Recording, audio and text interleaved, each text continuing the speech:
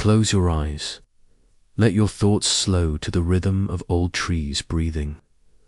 Long before the Germany you know existed, before emperors and iron crosses, before cities, before cathedrals, the land was covered in forest, deep, endless forest.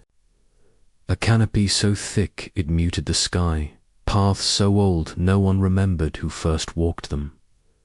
There were no countries yet, no borders drawn, no flags raised, only soft earth, thick with moss, and the hush of a world that had not yet been carved into.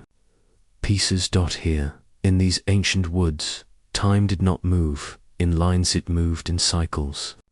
Seasons turned like slow wheels, and people lived by their rhythm.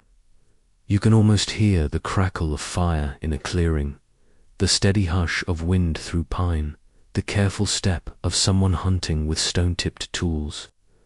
These were the days of early tribes, Germanic peoples, who didn't call themselves German, not yet. They were Swabi, Carusi, Chatti, and dozens of other names, now cradled gently in the sleep of history. Each tribe had its myths, its gods, its sacred groves.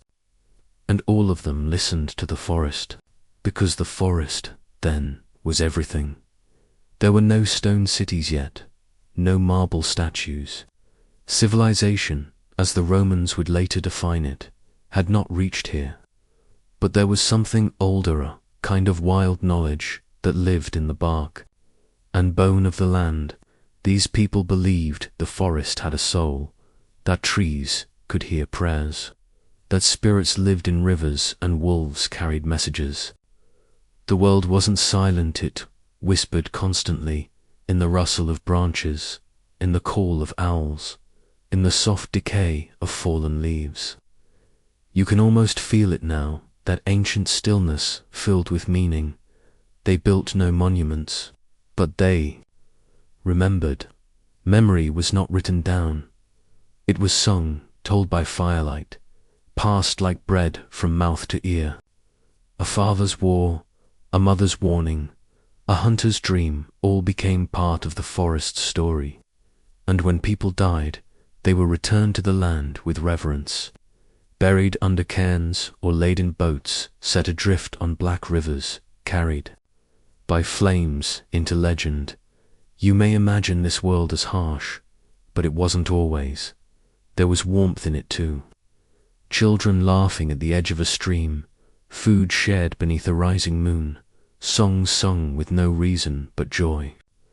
It was a different kind of civilization, not one of empires, but of endurance, of knowing when to plant, when to harvest, when to stay still, when to move. And then one day strangers came. They came from the south, wearing metal and speaking Latin. They were Romans, with their roads and laws and gods carved in stone. To them, these forests were wild, unknowable. Germania they called it, a vast, unruled frontier. But the people here did not think of themselves as lost or uncivilized. They had no need for Rome's approval. Their world was full. At first the Romans tried to tame the edge. They built forts, traded goods, sent scouts into the trees. But the forest pushed back. It swallowed armies, it silenced roads. In the year 09 CE, a Roman general named Verus marched 3 legions into the Teutoburg forest, believing he would bring order. But he never left. The tribes, loosely united under a warrior named Arminus, once trained by the Romans themselves. The legions in the thick of the trees. For days, rain and mud and arrows turned the pride of Rome into bones beneath moss. You are now walking through that same forest, though 2,000 years have passed. The trees have grown new rings, the bones are gone, but the silence still holds something. It is not victory or defeat, it is presence. The knowledge that here, long ago, people who had no flag and no map reminded an empire that not all land can be conquered, that there are places too deep, too old, too sacred to be held by force. The Romans retreated, Germania, as they called. It remained unconquered in its heart. They built walls to mark the edged limes, but even those slowly faded. And the tribes, though they would later become part of history's grander machines, remained, for a time, unbroken and wild. You rest now in a clearing. Above you, stars blink between branches. You are surrounded by ghosts who do not frighten, only watch. You breathe in the cold air of an unclaimed night and realize Germany's story does not begin with kings or wars or capital cities. It begins here, in the hush of pine needles and the rhythm of rain on bark. From this soil, everything will grow. Empires will rise. Flags will flutter. But the forest will always remain underneath ancient, dreaming, patient, and as you drift further into sleep, the trees sway slightly overhead, and the land sings to you in a voice older than history. You were here before the names. You will be here after the noise. Asterisk, you are walking now beside the old Roman road. It cuts straight through the land, a stubborn line of stone stretching toward a forgotten frontier. Under your feet, the stones are uneven and moss-covered, cracked by centuries of frost and root. Yet somehow they remain an echo of ambition, pressed into the ground. The Romans built this path with purpose, with discipline. Each stone was set by hands that believed they were taming the world, and in a way they were, but only for a while. The road leads you into the German wilderness, not as wild now, but still full of mystery. Trees arch overhead like cathedral vaults. The air is still. You can hear your own breath, the slow rhythm of your steps. In the distance, perhaps the faint sound of a river, unchanged since before Rome had a name. You are not alone here, though no one walks beside you. The forest remembers every soldier who marched this way, every merchant who passed, every scout who vanished into fog. Memory lies thick beneath the roots. Rome did not stumble blindly into this land. It came with maps and orders. It came with legions wrapped in red and gold, with engineers and lawgivers and dreams of expansion. To the south, in Gaul, it had conquered with efficiency. Cities grew, taxes flowed, temples rose. Why should Germania be any different? But the forest didn't care for strategy. It swallowed ambition with silence. The Romans established outposts, Colonia, Claudia, Ara Agrippinensium, which would become Cologne, Moguntiacum, now Mainz, and Augusta Treverorum, now Trier. These cities still breathe today, their hearts beating with the layered pulse of past and present. You could walk through them now and find bits of ancient Rome still resting quietly among shops and sidewalks. An old gate here, a broken statue there, a cellar built atop a forum. The empire touched this place, but it could not hold it beyond. These cities, in the deep of Germania Magna, the forest grew darker. Rome's legions pushed in, confident, unafraid. They built forts, they built roads, they built dreams. But the land did not yield. It waited in the year 09 CE. The waiting ended. 3 Roman legions, nearly 20,000 soldiers, followed a trusted Aliarminus into the Teutoburg forest. They believed they were responding to unrest. They did not realize they were walking into a trap. The forest closed around them. Rain turned roads to mud. Trees blocked their formations. And from the shadows came the tribes Carusi, martyr fighting not as Romans, but as hunters, as wolves. For days the legions were harried, cut down, scattered. There were no great battles, only ambushes, fear, and disappearance. When it was over, the legions were gone, not defeated, erased. Their eagle standards, symbols of imperial pride, were taken, their bones left to rest beneath the moss. Rome had not just lost soldiers, it had lost certainty. It withdrew from the heart of Germania and never returned with the same hunger. The dream of turning the German wild into Roman province dissolved into the fog. You pause here now, perhaps at the edge of that same forest, the site of the Verruschlacht, the Battle of the Teutoburg Forest. A modern monument marks the place, our museum, a statue, but the land tells the older truth. Trees have regrown, grass has softened the ground, and still the silence speaks. Not of victory or revenge, but of balance.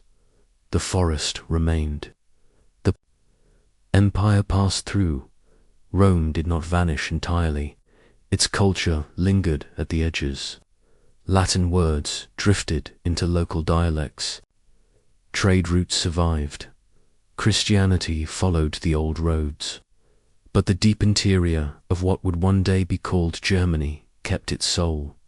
It did not build cities to Roman scale. It did not crave the same control. It lived more slowly, more seasonally, in rhythms carved by frost and fog. And so a strange coexistence formed: Rome on the fringes, Germania at the heart. In Trier, amphitheatres held crowds. In Cologne, temples stood. But just beyond the walls, the forest watched, unmoved.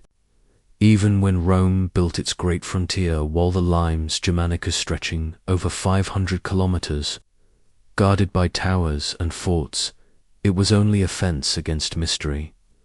On one side, Roman order, on the other, the long breath of untouched earth. Over time, trade softened some edges. Roman wine flowed north, furs and amber moved south. Intermarriage happened. Some tribal leaders wore togas. Some Roman governors adapted to local ways. But even in these crossings, the forest kept its shape. It did not resist violently, at least. Not always, it simply endured. And then Rome began to falter, not because of one battle or one emperor, but through slow exhaustion.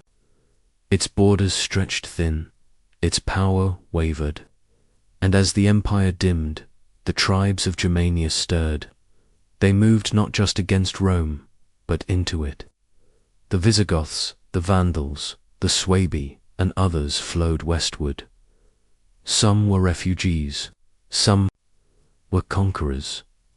Some were both.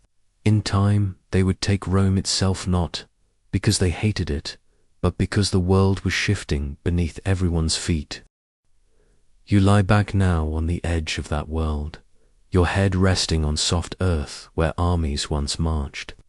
The stars above you blink in ancient patterns, unchanged since the days when both tribes and Romans looked to them for guidance. And you realize, this chapter was never about domination. It was about the meeting of two kinds of time. Rome brought linear time, progress, roads, and roads to somewhere. Germania held circular time, seasonal, sacred, grounded. Rome measured history in emperors and dates. Germania measured it in stories, in spirits, in the way a tree grows back after a storm. And though the empire crumbled, the forest still breathes, still waits, still remembers, and as your body sinks deeper into rest, the wind in the trees carries an old message, never forgotten by the land. Not all things must be conquered. Some things simply remain. You are standing now in the middle of a slow swirling mosaic. Each tile around you is a different color, a different shape. Some are shimmering duchies ruled by noble houses. Others are small bishoprics where prayers echo more loudly than politics. There are free cities, where merchants set their own rules, and mountain valleys where old families claim descent from heroes no one remembers. This is not yet the Germany you know. This is the Holy Roman Empire, empire in name, but a puzzle. In truth, close your eyes and drift backward through the veils of time.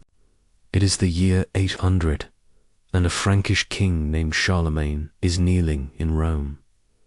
Pope Leo III gently places a crown on his head and declares him Emperor of the Romans.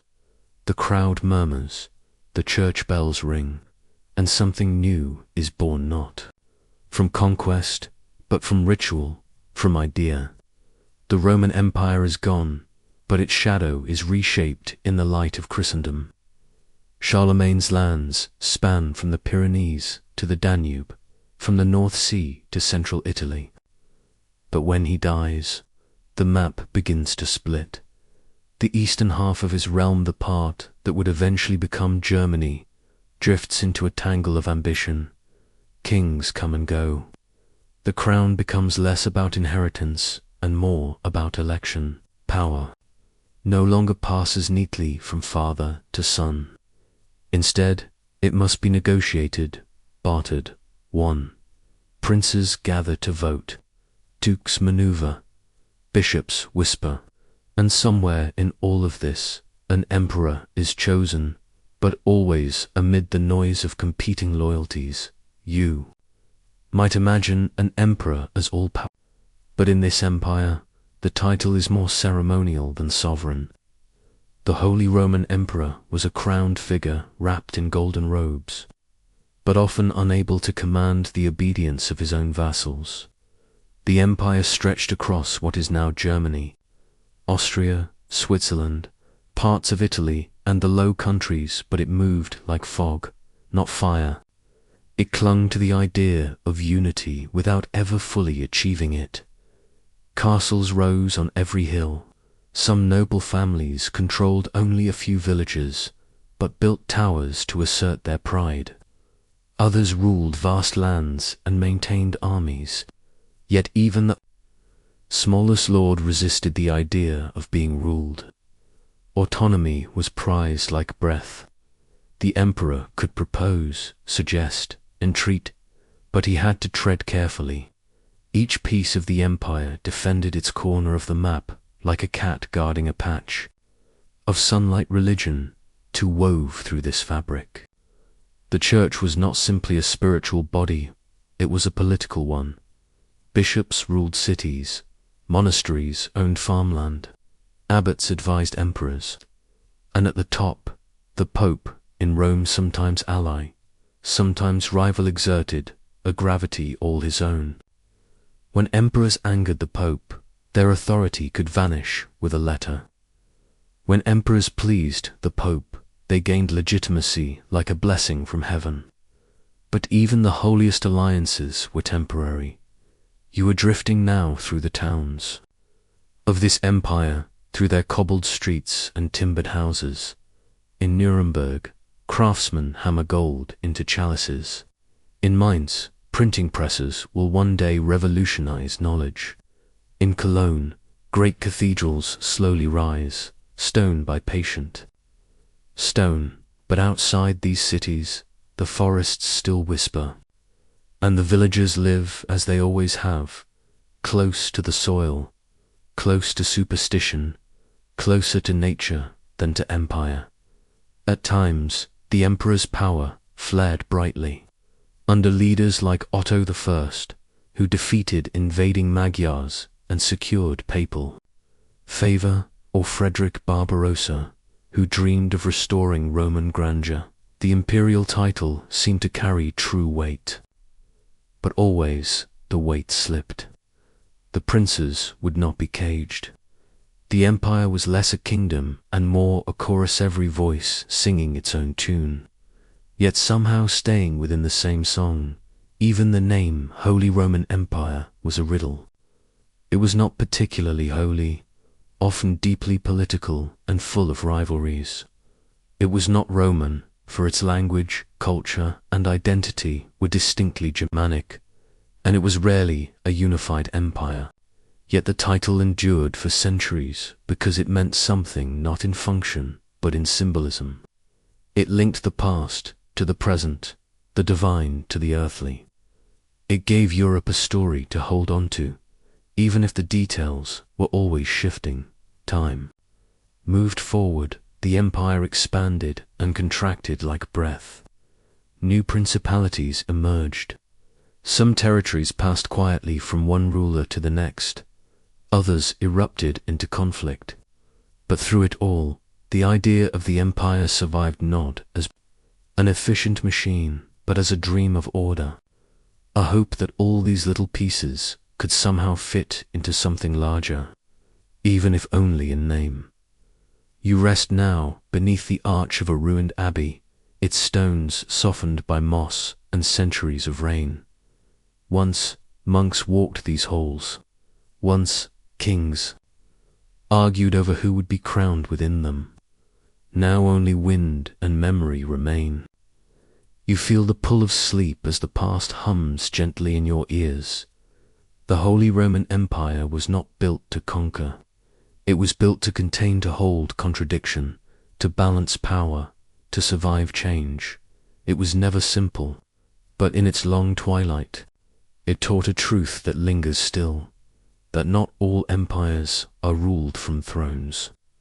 Some are held together by stories, and as your breath slows and the shadows grow long, you understand that this chapter is not about glory or flags or victories won in battle. It is about trying to hold a world made of fragments and learning to sleep beside its broken pieces. Asterisk, the room is quiet, but the world is about to change. You are in Wittenberg, a small, damp town wrapped in fog and prayer. The year is 1517. The leaves are beginning to fall. Somewhere in the distance, a church bell rings, slow and hollow. And then, without great ceremony or warning, a monk approaches a door. He carries a sheet of paper and a hammer. His robes sway softly with the morning wind, and as he raises his hand, history pauses to hold its breath. The sound is not loud, just the soft, firm rhythm of wood against iron. Tap, tap, tap. The monk is named Martin Luther, and what he posts are 95 thesis points of argument, questions, objections. He does not think he is starting a revolution. He believes he is beginning a conversation. But the sound of that hammer will travel farther than he ever dreams. You drift now through the corridors of this moment. The walls are lined with books, candles flicker in the corners, and parchment whispers under gentle hands. It is a world built on faith, deep, rich, unquestioned. The Catholic Church is not just a religion. It is the spine of European life. It owns land, crowns, kings, sells salvation, and yet cracks have begun to show. For years, people have murmured about corruption, about indulgences, payments for forgiveness, about a church too rich in gold and too poor in mercy. Asterisk, Luther is not the first to question, but he is the one whose words arrive at the exact moment when paper, ink, and unrest are ready to spread them. The printing press, still a relatively new invention, breathes fire into his ideas. His theses are copied, translated, passed from village to city like sparks on dry grass. People read them in silence. People read them aloud in taverns. And across the Holy Roman Empire, the question begins to burn. What if faith could look different? Luther's ideas are simple but radical. That salvation comes through faith alone. That Scripture, not priests, is the highest authority. That each soul can stand directly before God without a middleman. To some, these are liberating truths. To others, dangerous threats. But to the land that would one day be called Germany, they become a mirror. In these reflections, you begin to see What was always there? A deep love of thought, of study, of questioning. A willingness to take old stones and turn them gently over. Asterisk, the Reformation does not spread in a straight line. It unfurls in waves, stumbles through debate, and spills into politics. Some princes embrace Luther's ideas for their own reasons, faith. Yes, but also the opportunity to weaken the Church's grip, to claim lands, to rule more freely. Others resist, remaining loyal to Rome, and so the empire, already a patchwork, begins to tear further along its seams. In towns across the land, altars are stripped, statues removed, chants replaced by sermons in German instead of Latin. The air changes. Even the silence sounds different. You walk now through a village caught in this change. Half the town has turned to the new faith, the other half clings to the old. The church doors remain open, but some pews are empty. Neighbors stop speaking. Two neighbors, families whisper at supper. And still the seasons move on. Wheat is planted, children are born, candles burn dimly in the window. Luther himself is both fire and calm. He writes endlessly sermons, songs, essays, letters. He is defiant and then weary. At one moment, he challenges popes and councils. At another, he hides in a castle, disguised as a knight, translating the Bible into German by candlelight. His words reshape not just belief, but language. His Bible becomes the foundation for what would evolve into modern standard German. With scripture now in the people's tongue, the divine feels closer, more human, more real. But revolutions rarely sleep. As Luther's ideas grow, they twist beyond his grasp. In 1524, a wave of peasant revolts erupts. Farmers who interpret his message as a call for social justice, for freedom from taxes, from feudal lords. But Luther, fearful of chaos, does not support them.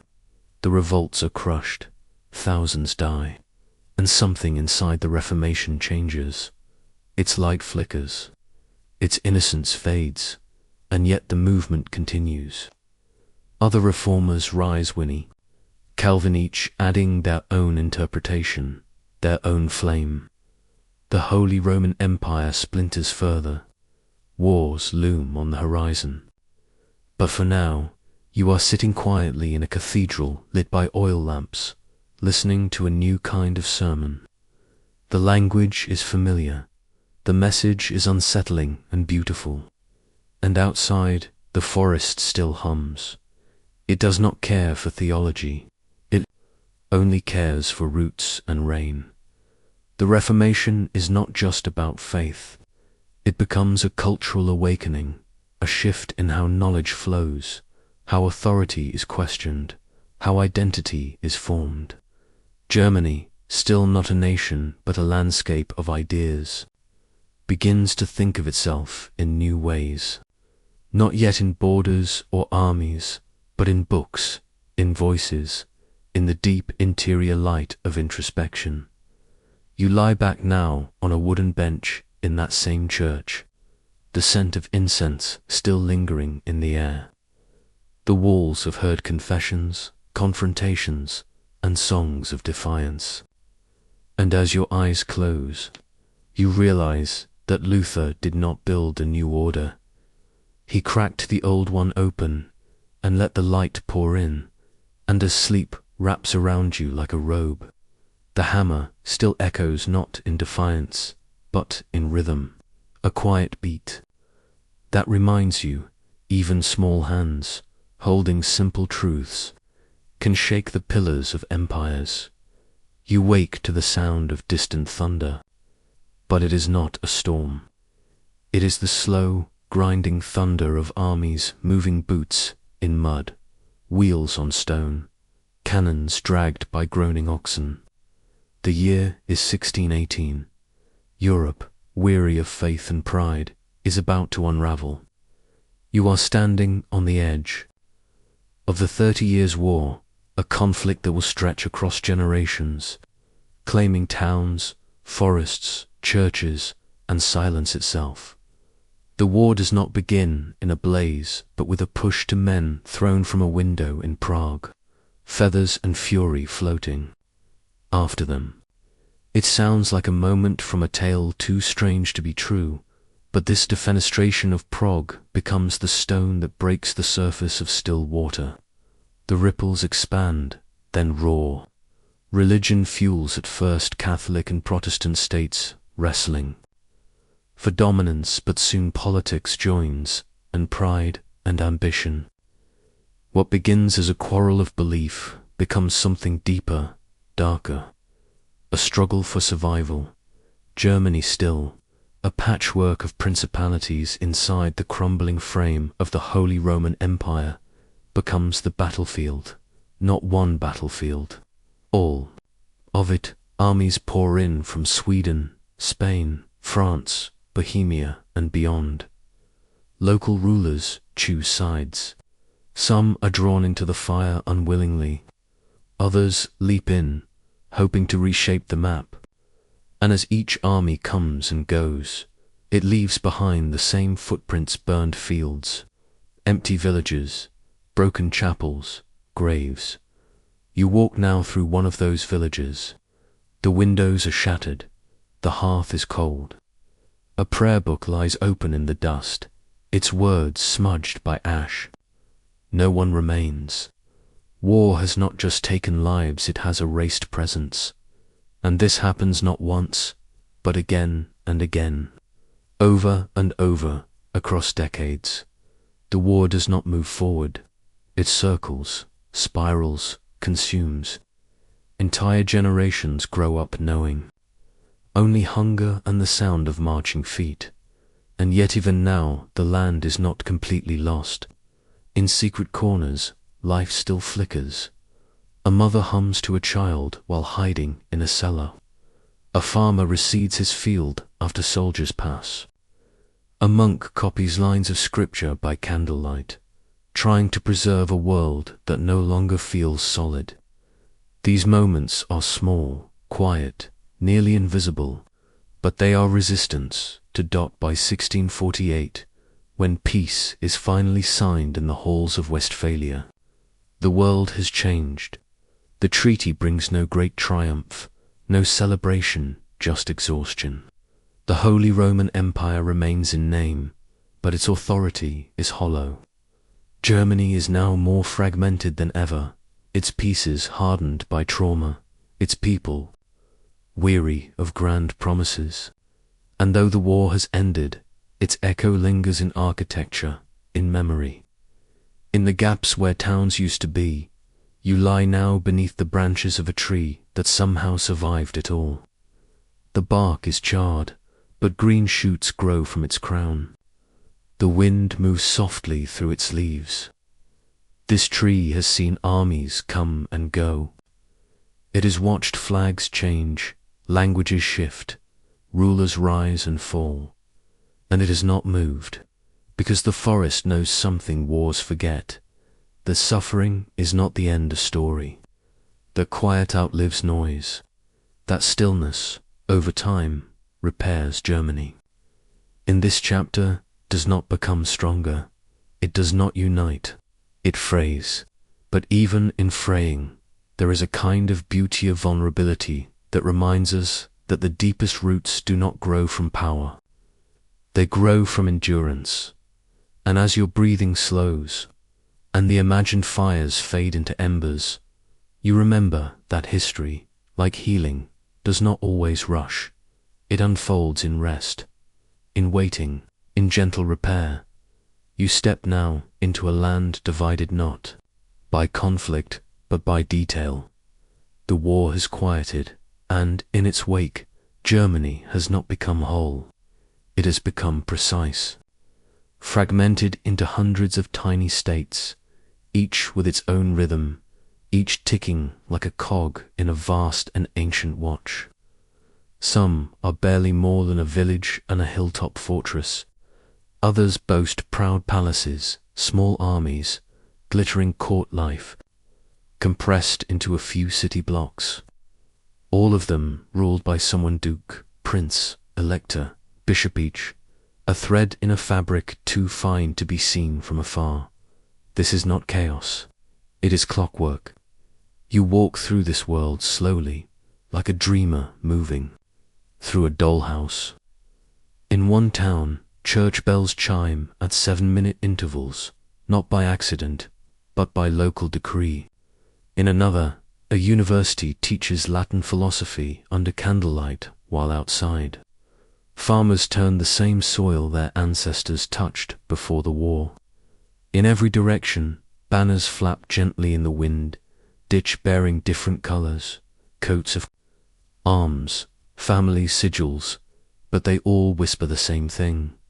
We are still here. The Holy Roman Empire remains in name. But by now, it is less empire, more federation of formalities. The emperor still wears the crown, still holds ceremonies, still blesses decisions in Vienna or Frankfurt. But real power hums elsewhere in smaller capitals, quieter halls.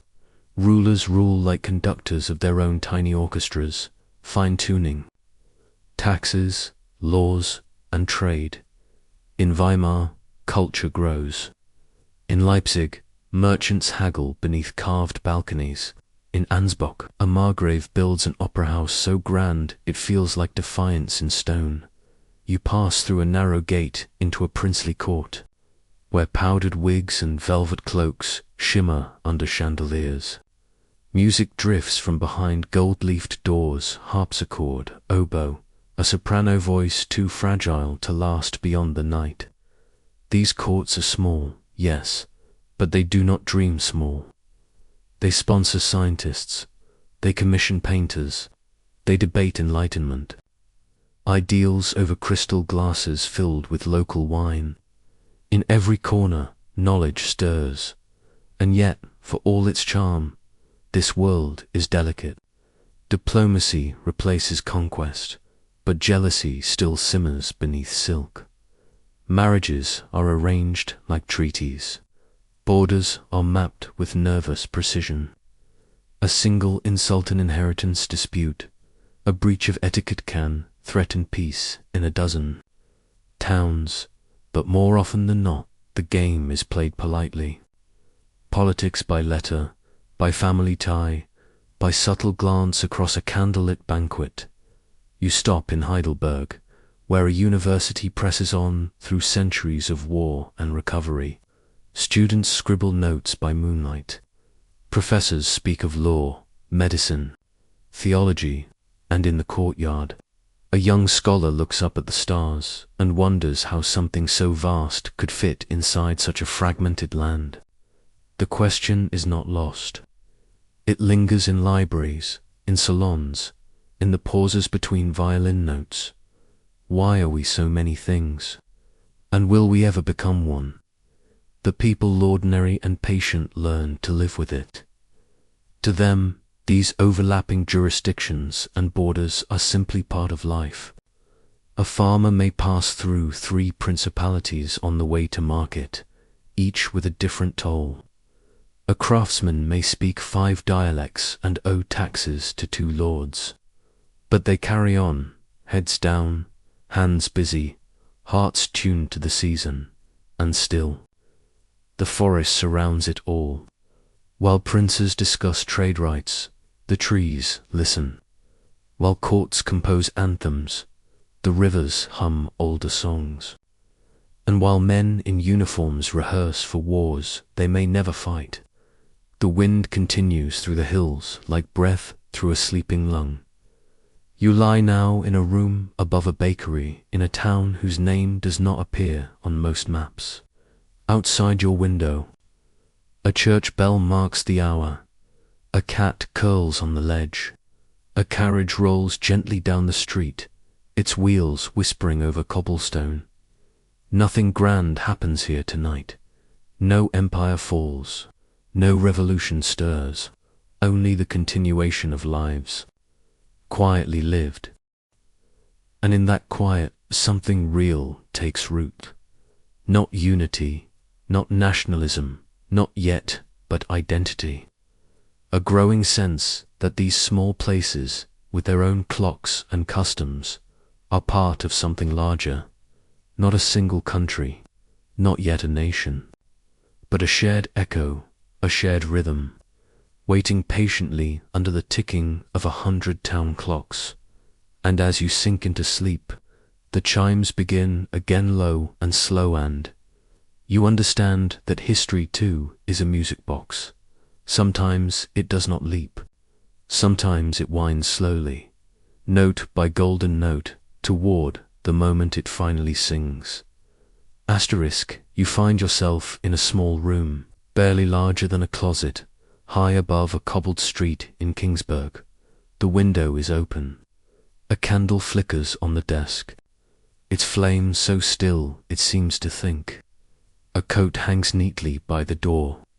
A pair of walking shoes sit beside it, worn at the heel. On the desk, a stack of papers, precisely arranged. Every object in the room has its place. This is where a man named Immanuel Kant lives his life, by thought, by habit, by silence. Kant has not left this city, this window, in years. He walks the same path every day at the same hour. Locals set their clocks by the rhythm of his footsteps. He greets the trees like neighbors. He believes that the world is not simply what we see, but how we think about what we see. And from this stillness, he builds ideas that will ripple across centuries. You sit now beside him, not in noise, but in presence. He does not speak, but you feel his questions floating in the air like motes of dust in the candlelight. What can I know? What should I do? What may I hope? What is man? These are not questions of empire or coin. They are questions of being. And in this chapter of Germany's long sleepwalk through history, it is not the sword that leads, but the mind. This is the age of enlightenment, and Germany becomes its lantern, not with revolutions like France or empires like Britain, but with thinkers. They are not gathered in one place. They live scattered, like lanterns along a darkened path. Some write in Leipzig, some lecture in Berlin, some wander forests with notebooks in hand, all of them Leibniz, Lessing, Herder, Fichte, Schleiermacher, and Marasking the same unanswerable questions, not to conquer the world, but to understand it. You walk now into a bookshop in Weimar, where a poet is arguing with a philosopher over the nature of beauty. His name is Johann Wolfgang von Goethe, and his words spill like honey and fire. He writes of Faust, of longing, of light, of nature's secrets. His friend, Friedrich Schiller, speaks of freedom, of duty, of the invisible strings that pull at human hearts. Together, they shape not just German literature, but the very rhythm of German thought. This is a time of salons and candlelit discussions, of letters exchanged across mountains, of ideas moving faster than armies, while kings still bicker and duchies still trade silk. An invisible transformation is underway. The German land, so fractured in politics, becomes strangely united in spirit. People begin to speak of building, not just education, but the shaping of the self, of reason as a kind of light, of freedom as something internal, before it is external. And yet, this movement is not without tension. The Enlightenment glows, but it casts shadows too. Questions arise. If reason rules, what of faith? If the self is sovereign, what of community? You feel this friction in the writings of the time, in the quiet anxieties that run beneath even the most confident essays.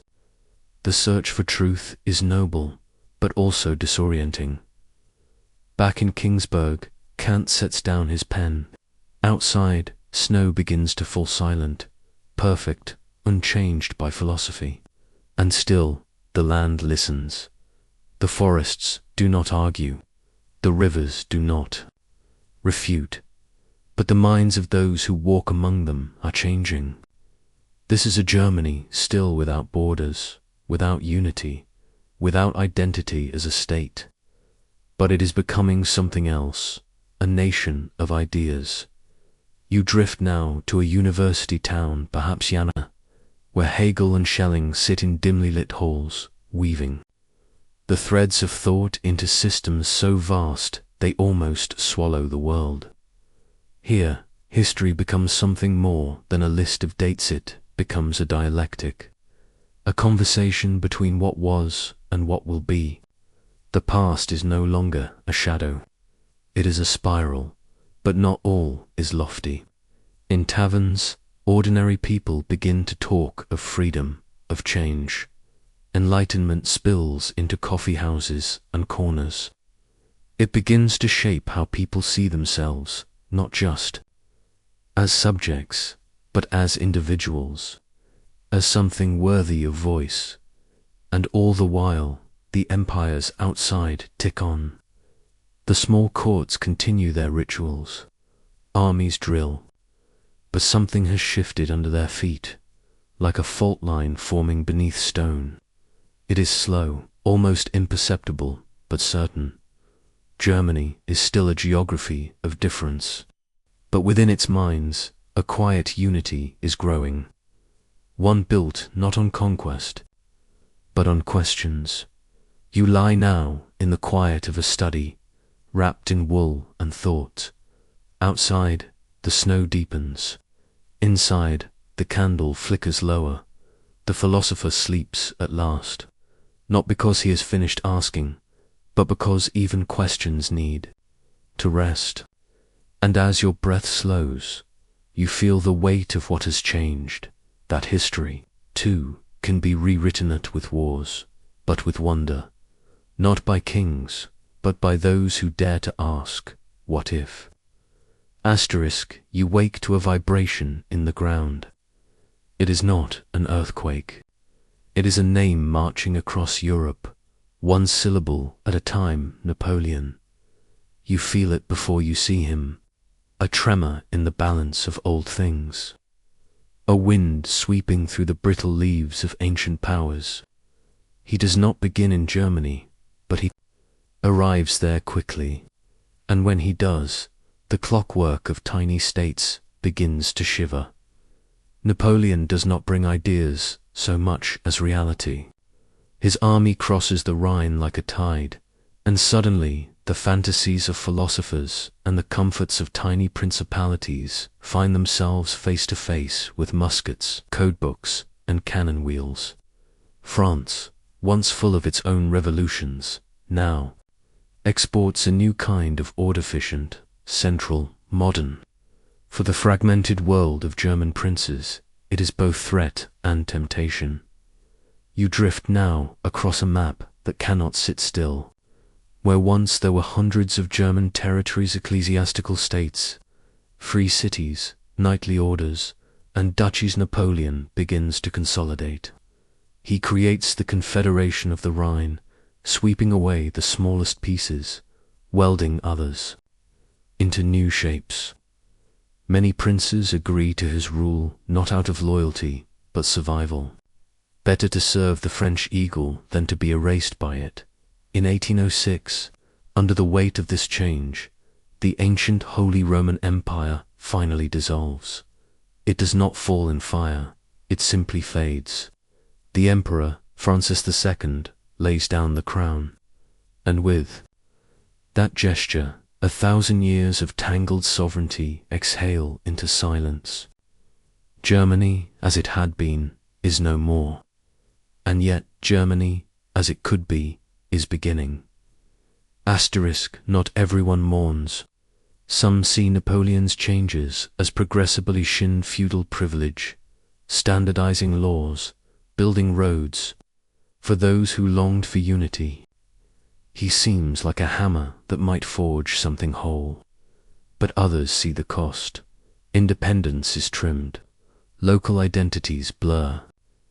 The whisper of a German soul feels thinned by a foreign wind. And yet, even in occupation, something stirs. Napoleon is not simply a conqueror, he is also a mirror.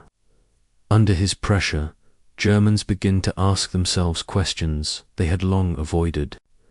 What does it mean to be German, now that the old empire is gone?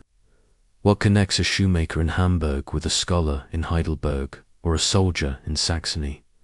What is left, if not borders? You wander now through the ruins of a monastery. The monks are gone, their lands seized and repurposed. A French sign hangs above the doorway, but inside, the German stone remains. You feel the tension of these years a land caught between past and future, between rule and revolution, between imitation and resistance. Out of this tension rises something new, nationalism, not yet political, not yet armed, but poetic, emotional. In songs, in folklore, in collected fairy tales and epics, Germans begin to imagine themselves as one people bound not by government, but by culture. The brothers Grimm travel the countryside, gathering stories once told in whispers, now written down as treasure. These tales of woodsmen, witches, wanderers, more than bedtime fables. They are roots dug into soil older than Wardot. In classrooms, teachers begin speaking of a shared history. In taverns, the word fatherland begins to circulate. It is not yet real, but it is felt. And that feeling, once planted, is hard to erase. Napoleon continues his sweep across Europe, but even he cannot last forever.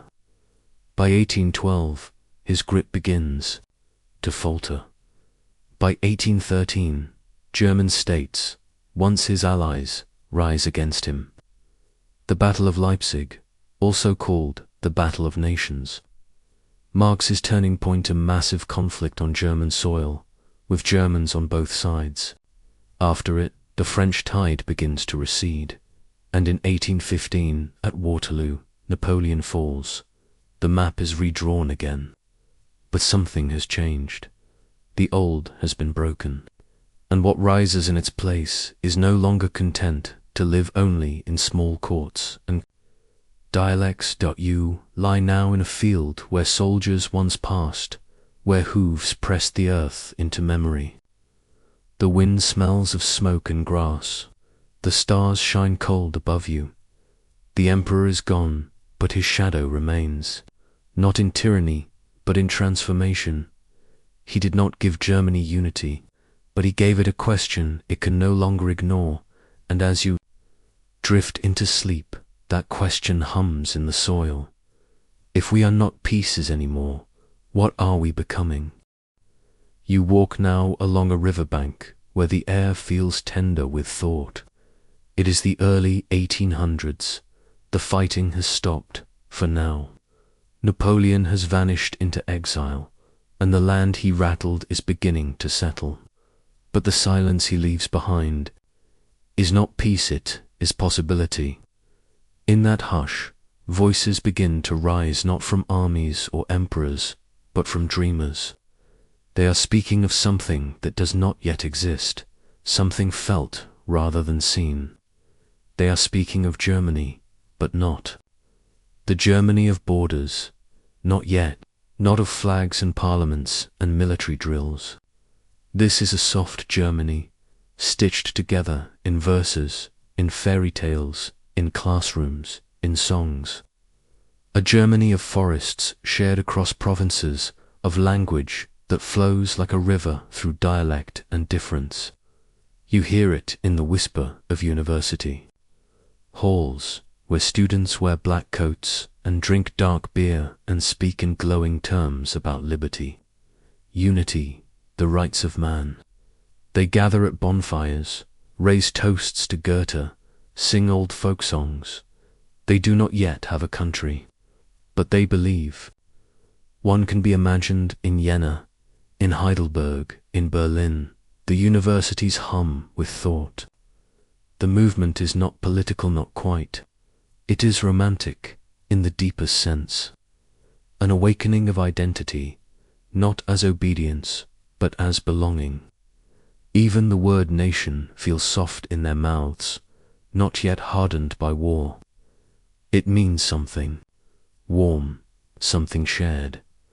You step into a lecture hall where Johann Gottlieb Fichte stands with fire in his voice.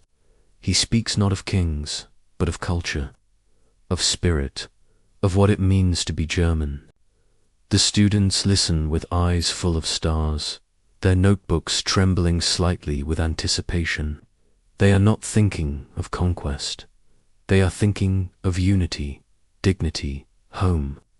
That word home goes through the air like a lullaby that has not been sung in a long time. Outside, in taverns and quiet corners, writers and thinkers put ink to page. The Grimms publish their collected tale stories passed from mouth to mouth, now carefully preserved, but this is more than nostalgia.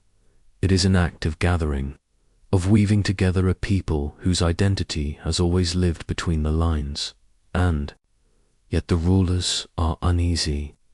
These dreams are soft, but they shimmer with heat. The monarchs of the old order, gathered in Vienna after Napoleon's fall, redraw the borders carefully. They do not want another revolution. They do not want a storm. Like France, they create the German Confederation, a loose bundle of 39 states, stitched together just enough to hold hands, but not enough to merge.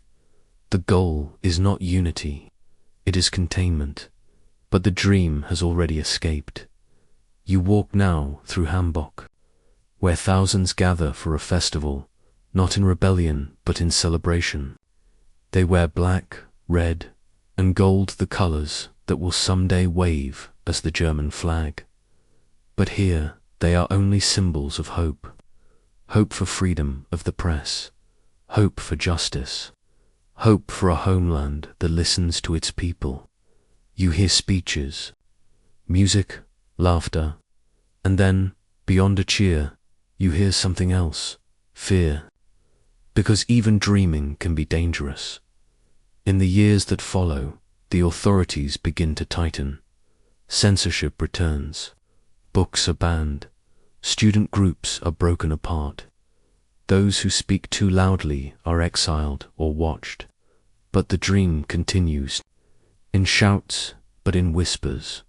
It moves into poems, into paintings, into lullabies sung by mothers who do not speak of politics, but teach their children the names of rivers, of songs, of the forests that bind them.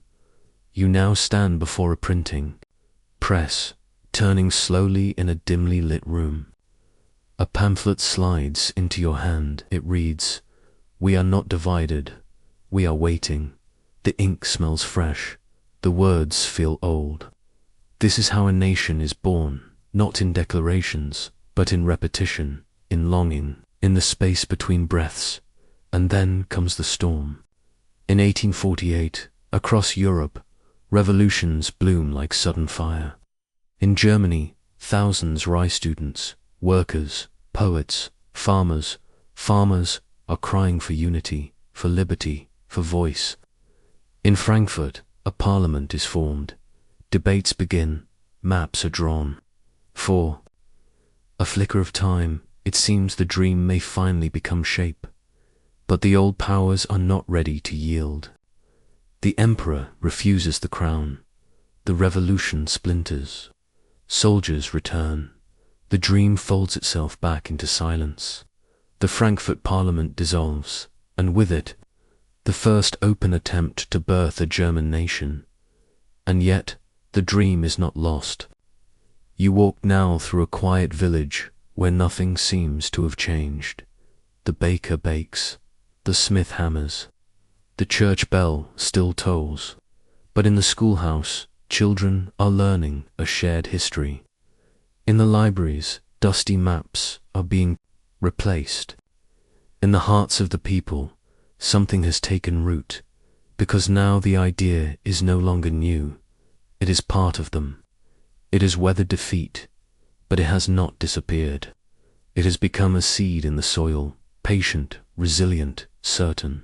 You lie now in the tall grass just beyond the edge of a town that has changed names 3 times, but still smells of rye and rain. The stars are out. Somewhere nearby, a violin plays a tune that sounds familiar, though you've never heard it before. It is not an anthem. It is not a battle cry. It is a hope song, the kind that rises when all else is still, and as your eyes close, the dream continues, not in your mind, but in the minds of thousands. A nation is not built in iron, but in breath, in memory, in dream. And this one is still dreaming. Asterisk, you wake to the echo of boots on marble floors, not hurried, not loud, but deliberate. You are no longer among philosophers and folk songs. You are in Berlin, standing in the polished shadow of Otto von Bismarck, a man whose voice never shouts, but always cuts through the room like a knife through silk. Around him, the scattered pieces of Germany sit like a jigsaw puzzle no one else has managed to complete. But he does not dream in verses. He dreams in structure. The year is 1862. The German Confederation, created after Napoleon's fall, has kept the regions stitched together loosely, like buttons on a coat that never quite closes. Rivalries fester. Austria and Prussia jostle for dominance. The princes hold on to their courts. The people still whisper of unity. But whispers do not build nations. Bismarck knows this. You watch as he steps forward, a cigar in one hand, a document in the other, and utters a phrase that will echo far beyond the chamber walls. Not through speeches and majority decisions will the great questions of the day be decided, but by iron and blood. It is not a threat. It is a prediction. Bismarck is not a man of chaos. He does not light fires. He fans embers that already smolder. He studies carefully, waits patiently, and then strikes precisely. He sees the scattered German states not as a tragedy, but as potential a mosaic, waiting to be fused with force and diplomacy in equal measure. You move with him now through the rooms of Prussian power, walls lined with maps, clocks ticking in synchronicity. Here, unity is not. Sunjit is engineered. Bismarck uses war not as an end, but as a tool. In 1864, he draws Denmark into conflict over 2 small duchies, Schleswig and Holstein. The victory is swift, but it is not the land he wants. It is the alliance. Austria helps win the war, but the victory seeds the next step. 2 years later, Bismarck turns on Austria. The Austro-Prussian War lasts just 7 weeks, a flash of cannon and cavalry. When it ends, Austria is out. Prussia is in. The North German Confederation is formed, still not all of Germany, but more than before, and all without burning the whole house down. You wander now through Bavaria, where the South still hesitates. The people here drink different beer, wear different hats, speak with softer vowels. They do not want to be swallowed. But Bismarck is not finished. In 1870, opportunity knocks from across the border. A dispute over the Spanish throne ignites tensions with France, and Bismarck, ever the alchemist, distills it into war. The Franco-Prussian War begins, and suddenly all of Germany's hesitant states rally behind Prussia, not because they love it, but because France feels like an older, louder threat. You stand on the field near Sedan, where the French emperor falls and the war turns. And then you are in the grand hall of mirrors in Versailles, of all places, where German princes gather. beneath chandeliers and painted ceilings to crown Wilhelm I as Emperor of Germany. The symbolism is bitter. France's palace becomes Germany's birthplace. But Bismarck, always theatrical in function if not in form, knows the power of setting. With that act, in 1871, the dream hardens into reality. Germany is no longer an idea. It is an empire, and yet not everyone cheers. Some still grieve what was lost. The local customs, the quiet separations, the delicate patchwork of difference. Others feel proud, at last, part of something whole. But beneath both is an undeniable truth. Something ancient has become new. You float now through the streets of Berlin, transformed from provincial capital to imperial heart. The air smells of coal and pride. Trains whistle in the distance. Telegraph. Wires hum. Industry is rising. Steel, science, speed. The pace of life quickens. The once soft dream of Germany now marches in uniform, regulated. Official. Bismarck remains in power. Not just a unifier, but a manager. He balances the empire like a chessboard, appeasing Catholics here, socialists there, calming the aristocracy. While building pensions for the worker, he plays all sides because he sees further than most. He wants peace, yes, but peace on his terms. Peace that keeps the empire upright and himself at the center. But empires, like stories, do not rest easily. You sit now in his study late at night. He is older, staring into the fireplace, his hands still steady but slower. He senses the limits of his influence. The Emperor, proud and impatient, will soon dismiss him. And with that dismissal, the caution begins to fade. The empire will continue, but with less balance, less care. Still, Bismarck's work remains. Germany is united, if not always harmonious. A colossus of coal and iron now stands where once there were only whispers and wandering scholars. And though its future holds both wonder and warning, tonight, it rests, complete for the first time. You lie now in a quiet garden just beyond the city. The stars above feel farther away than before. The land is still, but no longer slow. The river that once carried fairy tales now carries industry. But even in that change, there is rhythm. And as your breath deepens, and the fires of history dim, one thought lingers. Unity forged by will may hold through time, but it is gentleness that keeps a nation whole. Asterisk, you open your eyes to a strange sound. It is not birdsong or church bell, it is the hiss of steam and the rhythmic grind of iron. On iron, you are no longer in the soft countryside of folk tales and whispered dreams. You are in the heart of a world waking too fast. It is Germany, yes, but no longer the patchwork of dukes and poets. It is now an engine, the newly born German Empire, just a few years old, already pulses with ambition. Smoke curls into the sky. From 1,000 chimneys, rail lines stitch cities together like veins. What once took days to cross by foot now takes hours by train. You ride alongside businessmen with ticking pocket watches and Coal Street workers with tired eyes. This is a nation no longer dreaming, is building. In the Ruhr Valley. Black dust settles into every corner, coating the fields like a second soil. The mines dig deeper each year. Iron and coal are not just materials, they are power. The factories roar with machines that never sleep, hammering steel into ships, into bridges, into the bones of a rising empire. You pass through cities that seem to grow overnight. Dortmund, Duisburg, names that once meant little. Now the heartbeats of industry, even Berlin changes. No longer just a political center, it becomes a symbol of modernity.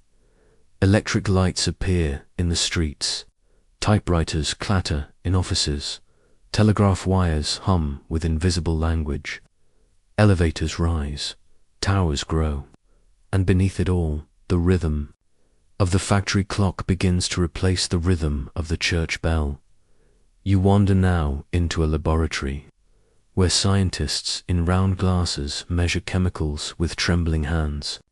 The air smells of chalk and ozone. Germany becomes a land of invention. In universities, researchers chase the secrets of physics, chemistry, medicine. In laboratories, the seeds of both wonder and worry are quietly planted. No longer only the land of philosophers, Germany becomes the land of patents, of engines, of precise things made quickly and well. And yet, beneath the machinery, the people shift uncomfortably. Farmers move to cities and become strangers to the soil. Children work beside their parents in spinning mills. Air once filled with linden blossoms now tastes of coal smoke. Life speeds up, and not everyone can catch it. But the state tries to hold it together. Bismarck, still at the helm in these early industrial years, watches the changes with calculation. He introduces social insurance, pensions, healthcare, out of kindness alone, but to hold back unrest. He knows the machine must be oiled, not only with iron, but with stability, and yet unrest stirs. In the slums of new cities, workers begin to organize. They form unions, whisper of marks, gather in dark rooms to speak of rights. The streets swell with both promise and discontent. The empire feels heavy with power, but also hollow in places where the voices of the people echo unheard. You walk now through a factory at dusk. The machines finally quiet for the night. Workers spill into streets lit by flickering lamps. They do not sing. They do not speak much. They simply move homeward, weary, full of small hopes and unspoken frustrations. You follow one of them. A girl no older than 14, her hands raw from cloth and oil. She opens a door to a flat where 3 generations share one room. But she smiles because her brother reads to her by candlelight. And for a moment, there is warmth. Progress is never gentle. And yet within it, people still find ways to live, to love, to dream. Even when surrounded by iron and order in cafes, artists begin to gather again. They speak of the old stories and how they fit into this new world. A painter in Munich captures a factory not in cruelty but in color. A writer in Leipzig imagines a man who wakes to find himself a beetle trapped by a world of cold reason. Franz Kafka does not protest the modern world. He watches it, and in that watching reveals its strangeness. And then there is the military always present, always proud. The empire, unified by war, still wears its uniform tight. Prussia's influence is everywhere, in schools, in streets named after generals, in parades where drums beat beneath iron helmets. The empire does not just want to be efficient, it wants to be respected, even feared. You sense the tension. A country moving so fast it cannot always see where it steps. A people caught between wonder at what they've built and worry at what it might cost. You lie now in a park on the edge of the city. The grass still grows here, unbothered. The trees remain, though fewer. Overhead, a zeppelin drifts silently. Through the sky a miracle of modern air. Children point at it, their hands sticky from honey and bread. Somewhere nearby, a phonograph plays a soft waltz, and for a moment, the machine and the memory breathe together. Germany has become a force of science, of engineering, of ambition. But the soul of it still beats beneath, slower, older. Remembering dot, and as you close your eyes, the gears still turn, but gently now, like a lullaby made of brass and breath. A nation that once wandered in dreams, now walks on tracks of steel. But even engines sleep, and even cities sigh when the moon is full. Asterisk, you open your eyes in the soft light of a salon in Berlin, where velvet curtains hold back the last of the day. The room smells of tobacco, perfume, and a kind of anticipation too subtle to name. Men in waistcoats argue gently over brandy. A map hangs on the wall, colored and pinned.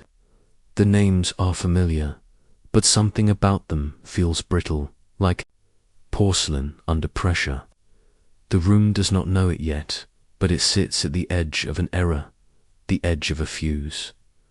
The year is just before 1914. The German Empire stands tall, proud and restless, unified by Bismarck's strategy, powered by steam. And science, it now stretches from the Baltic to the Alps. But the Chancellor is long gone.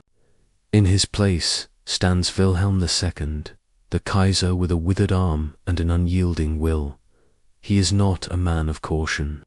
He is a man of pageantry, of uniforms, of declarations. He rides horses, reviews fleets, and dreams of glory not quietly, but loudly. You float now into a military parade. The boots hit the pavement in perfect unison. Brass glints in the sun. Children wave tiny flags. The people cheer, not because they love war, but because they love the idea of being strong. Germany, once a thought in a poet's heart, is now a presence in the world, presence others fear, and yet fear moves in all directions. Europe has become a web of treaties, alliances, pacts whispered in palace corridors. Germany stands with Austria-Hungary. Across the table, France, Russia, and Britain link arms in a triangle of wariness. No one wants a fight, but everyone prepares. For one, like actors waiting behind velvet curtains, dressed, rehearsed, breath held, waiting for the shot. You walk now into a university where students debate colonial holdings, national pride, military readiness. They are young, but already with the seriousness of men born too close to cannon fire. The newspapers speak of arms races, of naval build-up, of diplomatic crises with names like thunderclaps, the Agadir crisis, the Balkan Wars. Each headline pushes the world closer to something it pretends not to see, but beneath the politics and pride, ordinary life continues. In Munich, an artist paints cafe scenes. In Dresden, lovers stroll beneath gaslight. In the countryside, wheat rises golden in the fields. No bombs fall, no borders burn. Not yet, but the feeling is there, just under the soil, a tightening, and then, in the summer of 1914, the fuse is lit. Asterisk a shot in Sarajevo, a crown prince dead, and the alliances, strung tight like a violin, snap one by one. Austria declares war on Serbia. Russia mobilizes. Germany declares war on Russia. Then France. Troops march. Bells ring. Crowds cheer. The newspapers call it glorious. They say it will be over by Christmas. You now stand at a train station as soldiers depart. Their uniforms are clean. Their faces glow. Sweethearts wave handkerchiefs. Mothers hold back tears. Boys who have never held a rifle now wear medals on borrowed coats. The nation believes in honor, in swiftness, in certainty. But you, drifting ahead in time, already know how long and muddy this war will be. How cold the trenches, how strange the gas, how thin the bread. Germany does not know it yet. The others do not either. But the world has changed, and there is no gentle way back. You pass through a bunker, a muddy field, a telegram office with shaking hands. You hear the grinding of war, not in cannon fire, but in waiting, endless waiting. And across the front, men from France, from Russia, from Britain, from Belgium, each in their own mud, beneath their own sky, each wondering why, back home, the spirit begins to fray. Factories run day and night, food grows scarce, civilians wait in long lines for less and less. The empire had dreamed of expansion, but now it dreams only of an end. You find yourself in a quiet room where a mother reads a letter from her son. The ink smudges where her tears fall. He writes of cold feet, of lice, of longing. He asks how the garden is. He says the war will be over soon. He lies. The war will last for years. It will take millions of lives. And when it finally ends in 1918, Germany will not rise from it. It will collapse. But that collapse is still too. Come, for now, you lie beside a trench line, the stars above unbothered by the pain below. You hear distant drums, not of parades, but of weary feet. The earth sleeps poorly. The trees lean in silence. And as you rest, one thought returns. Even steel cannot hold back sorrow. And even the strongest empires are built on fragile breath. Asterisk, you wake to silence, not peace. The guns have stopped. The telegrams have slowed. The parades have vanished. It is November 1918, and Germany no longer marched, it waits. Somewhere in the damp greyness of an early Berlin morning, the last Kaiser boards a train and leaves. He does not fight. He does not bargain. He disappears into exile like smoke curling from the end of a spent match.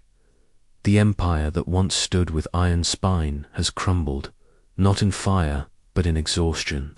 And in its place, something new begins, but not with joy, with confusion, with paper, with silence. You float through the heart of Berlin, where crowds gather not to cheer, but to wonder. A republic is declared, the Weimar Republic, named not for power, but for compromise. It is not born in strength, it is born in vacuum, a space left behind by monarchy, filled by hurried voices and unsteady hands. The war is over, they say, but what begins is harder than any march to the front. The long walk home. Germany, defeated, must now make sense of itself. The treaty arrives, Versailles, 1919, and it does not whisper. It demands. Territory is stripped away. The military is broken down. Reparations are named in numbers too large to feel real. The guilt clausarticle 231 places blame for the war squarely on Germany's shoulders. Whether fair or not, it wounds deep. You pass now through a bakery where the shelves are nearly bare. A mother counts coins that are already worthless. A boy trades a button for bread. Inflation begins slow, then races like fire through a dry forest. A loaf of bread that once cost a mark now costs hundreds, then thousands, then millions. People carry wages in wheelbarrows. Some burn banknotes for heat, and yet beneath the hunger there is art, strange, powerful, glittering. The 1920s arrive like a burst of neon in a charcoal sky. Weimar, Berlin becomes a city of contradictions. Hunger on one street, jazz on the next. Despair in the alleys, cabaret in the clubs. The walls are cracked, but inside them people paint. Write, dance, gasp. The Republic staggers, but it sings. You enter a cinema where silent films flicker in silver light. A man with heavy makeup stares wide at shadows. This is expressionism, born of trauma and beauty tangled together. Every crooked street corner in the frame reflects the uncertain turnings of a nation trying to find its footing. And then, slowly, too slowly, a fragile balance is reached. Loans arrive. The currency is stabilized. Life begins to feel possible. Again, though never quite whole. Elections are held. A new generation studies without war drums in the distance. And yet, something simmers beneath. Because not everyone accepts the Republic. Some call it weak. Others call it betrayal. Veterans return with medals but no place. Nobles mourn their titles. Extremists speak louder. On the far right, a bitterness sharpens into steel. On the far left, revolution is whispered in factories. The center holds, but it trembles. You walk now through a pub in Munich, dimly lit. Crowded, tense. A man stands on a table. His mustache is small, his words are loud. He blames the Jews. He blames the communists. He blames the treaty. He promises strength, purpose, resurrection. His name is Adolf Hitler. You do not yet know the storm he carries, but you feel the air change. The Republic tries to stop him. For a time, it does. He is arrested. The putsch fails. But he writes a book. He waits. The ground is not yet ready, but it is dry, and one spark will be enough. And yet, in the midst of it all, life continues. A mother tucks her child into bed and hums an old folk song. A teacher opens a book of poetry. A painter sits beside a river and tries to capture the light through branches. Even in collapse, even in hunger, there is still beauty. There is still breath. There is still the long human instinct to keep going. You lie now in a room with peeling wallpaper. The rain taps the window like fingers learning to pray. On the table beside you sits a newspaper from 1929. The headline speaks of markets crashing far away. America trembles. The world listens. What began with gunfire might soon return with drums, but with dust. And yet tonight, Germany sleeps. Lightly, uneasily, but it sleeps, and you, curled among its dreams, feel it breathing, still here, still hoping. Empires fall, but people remain, and in the quiet after ruin, a new story waits to be written. Asterisk, you wake to a silence that feels different, not peaceful, hollow. It is 1933, and something ancient and strange has taken root. The Weimar Republic, the fragile flicker of democracy, has lost its balance. The people are cold. The jobs are gone. The promises of the past feel like jokes no one laughs at anymore. And so, many turn to the man with the loudest voice, Adolf. Hitler has returned, not just to the table, but to the throne. Elected by desperation, fear, and a hunger for strength, he is no longer a shouting stranger in a Munich beer hall. He is Chancellor of Germany, and behind him marches something far larger than a party. It is an idea, dark and deliberate, cloaked in symbols and songs that sound like pride but carry poison beneath. You walk slowly through Berlin, and the colors have changed. Red flags with black swastikas drape over government buildings. Banners flutter from balconies like old ghosts. People gather in the streets, their eyes wide not with joy, but with something harder to name. Not all cheer. Many watch quietly. Some whisper, others disappear. Within weeks, liberties begin to vanish, quietly, legally. The press is silenced. Opponents are arrested. Civil rights are suspended in the name of security. The Reichstag burns, and the blame is used like a match. One by one, the voices that once questioned now vanish into cells, exile, or silence. The Third Reich begins, not with war, but with control. You drift now through the pages of a book that no longer exists. It lies in a pile of ash. A book burning crackles in a public square. University students cheer as the pages of Freud, Einstein, Heine curl into smoke. Ideas are dangerous, they're told, and so they're fed to flame. But this new Germany is not built only on destruction. It is built on spectacle. You attend a rally in Nuremberg where thousands move as one, where lights slice the sky like cathedral pillars. The voice on the microphone speaks of purity, of destiny, of empire. But you know because you can feel the tremble under the stone that this is not a dream. It is a rehearsal for nightmare. The economy revives. Yes, roads are built, jobs return.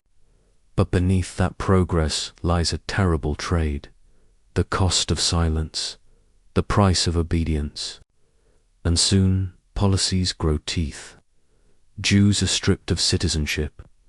Their shops are boycotted, their names marked, their futures narrowed. Intellectuals, Roma, the disabled, queer people, political dissenters, all targeted. Not with fire at first, but with laws, paperwork, identification cards, and eventually with force. Asterisk, you sit now in a small apartment in Vienna, watching as neighbors pack suitcases under flickering lamplight. A knock might come tomorrow, or the next night. They don't know, but they are leaving because they can feel what's coming. And still, much of the world does not, but the fire grows.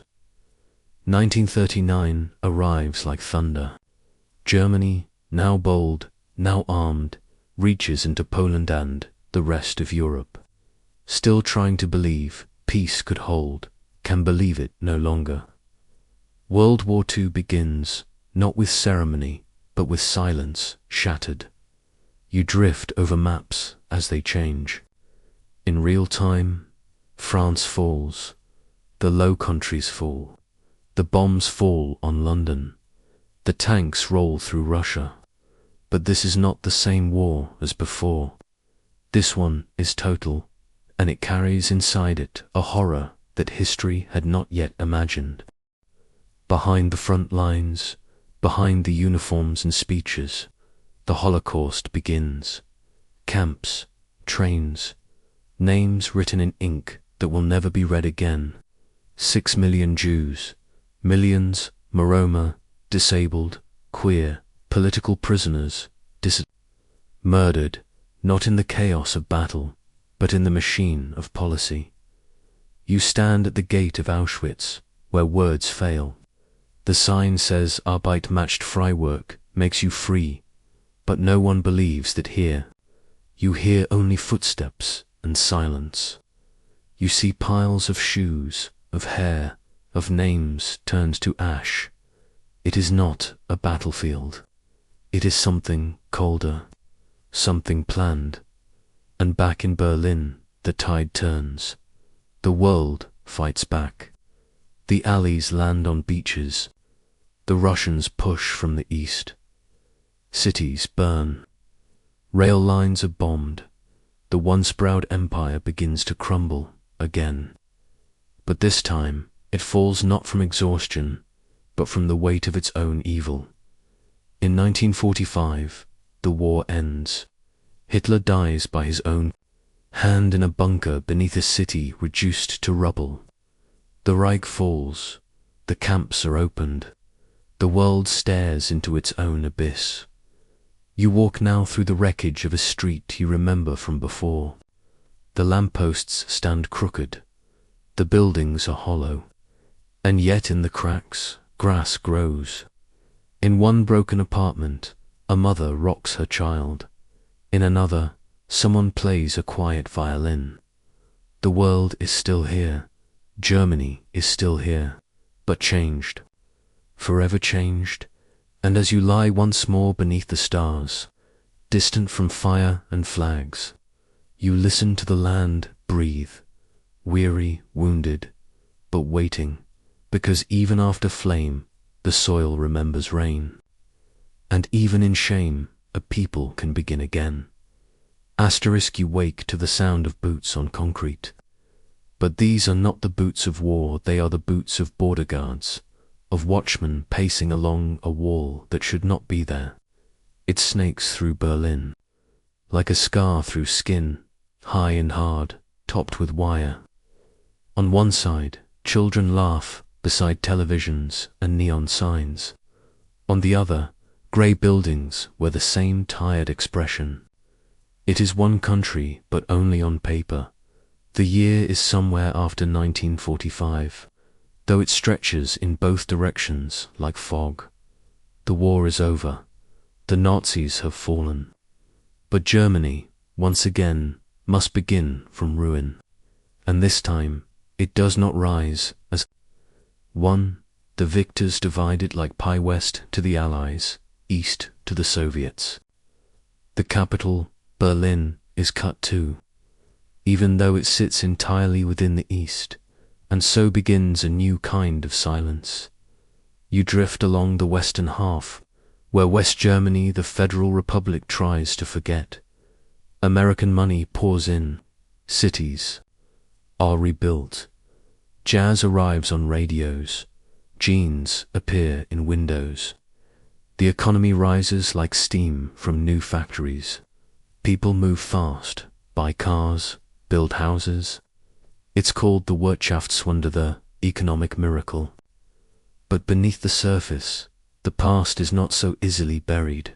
Across the wall, in East Germany, or the German Democratic Republic, life is slower, stricter. The streets are quieter, the colors paler. Children march in youth uniforms. Neighbors watch. Neighbors, the wall is not just stone, it is a philosophy. It says, this side is safe, that side is chaos. It says, we must protect you from yourselves. You float now to checkpoint Charlie, where guards stare across the divide, their faces unreadable. The wall grows taller, tunnels are sealed, families are split, grandmothers on one side, grandchildren on the other. Letters take weeks, visits take miracles, and yet people dream. Some try to cross. They dig, they build hot air balloons, they run beneath floodlights. Some make it, some don't, but all carry the same thought. This wall is wrong. Back in the West, protests rise, artists speak, students push. Germany is not finished with itself, not yet. The memory of war, of silence, of complicity hovers like mist. Trials are held, names are spoken. Slowly, the shadows are named. The Holocaust is no longer whispered, it is taught, it is faced, painfully, publicly, again and again. And then the years change.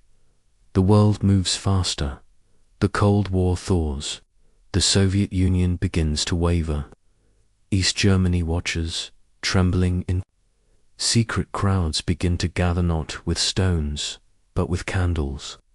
In Leipzig, in Dresden, they march silently. We are the people, they chant, soft but steady. They are not demanding war. They are asking for a door. It is 1989, and something fragile cracks. The borders loosen. Hungary opens its gate. Thousands pour through. And then, on one strange, ordinary night in November, a misstatement on television says the wall is open. People are confused, but they go. You are there, at the wall. You hear the first chip of stone, the first cheer, the first laugh that doesn't sound afraid. Crowds climb it, cry on it. Kiss strangers over it. Soldiers do not shoot. The wall, so solid, so sure, begins to dissolve, not with dynamite, but with joy. Germany is one again. Not immediately, not easily, but fully. East and West embrace, clumsily. At first, like relatives long estranged. There is pain, there is misunderstanding, but there is also coffee shared, songs sung, and lights that shine across streets once split. You walk now through modern Berlin. The wall is gone, but parts remain broken, slabs in parks. A line of bricks down the street. No one forgets. But no one lives, only in remembering. Germany has become whole not by erasing the past, but by walking through it slowly, carefully. And together, children now play where the wall once stood. A memorial rises where names were lost. Street art blooms on stones that once silenced. And through it all, a whisper flows like the wind through pine trees. Like the songs of students from long ago, even a land of walls can learn to open its arms. Even a nation of fire can learn to plant gardens. And now, as you lie back for the final time, Germany stretches out before you, forests still deep, rivers still winding, cities still dreaming. It has wandered, shattered, rebuilt, and wandered again. It has held darkness, and still found light. And as your breath slows, one final thought lingers with you, soft, ancient, and new. A country is not its rulers. A country is not its wars. A country is the breath of its people, carried forward, always forward, like a lullaby whispered from one generation to the next.